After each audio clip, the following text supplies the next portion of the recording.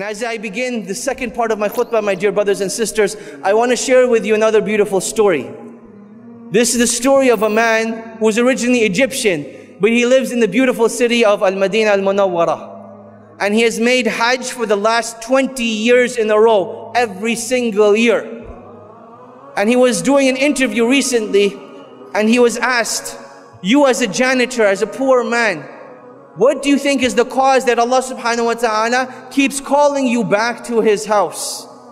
So in this interview, the man says, this is purely from the blessings of Allah subhanahu wa ta'ala. And I'm not sure of the exact reason, but I do remember a particular incident in my very first Hajj that I saved up for the whole entire year before I came for my first Hajj.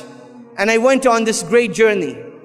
And as I'm on a bus on my way to Mecca, I see this old woman who is old in age, big in size, struggling to walk with her cane. And you can see that she is in an immense amount of pain. So I thought to myself, what type of individual would I be if I, as a young man, sat on the bus and this old woman had to walk all the way to Mecca?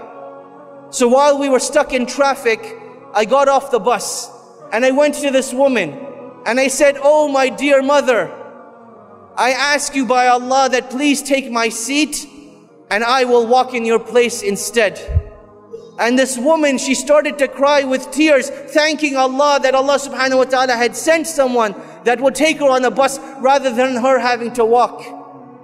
And as she was getting on the bus, she turns around to that man and she says, oh my dear son, I pray to Allah that Allah subhanahu wa ta'ala never prevents you from making Hajj again.